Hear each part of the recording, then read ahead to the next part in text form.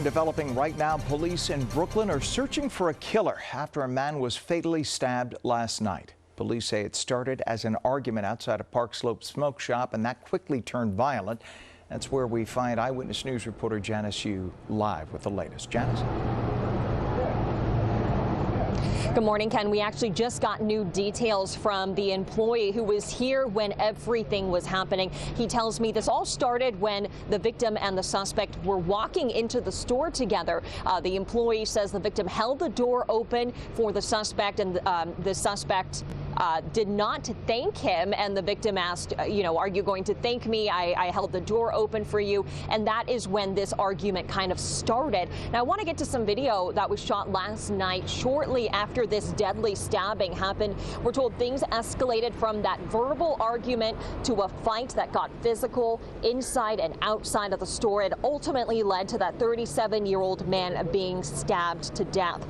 He was stabbed in the abdomen as well as the neck. Now, the employee says the victim came back inside right after that happened, saying he'd been stabbed and screaming. The employee who was in the store watching this the entire time says he tried to de-escalate the situation and, of course, was shocked as to what was happening. They started arguing about that, then it started getting physical. Then the victim dragged the other guy inside the store, and then he dragged him outside.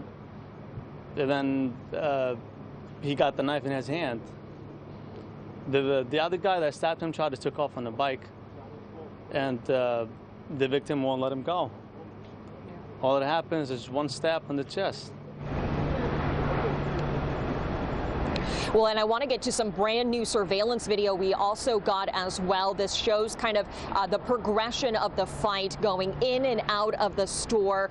We're told there were a lot of words exchanged between the victim and the suspect. And then ultimately, someone who works at the store tells me the suspect went outside, and it looks like he got a knife from the bike that he was on, the e-bike that he was on, and ultimately that led to that deadly stabbing.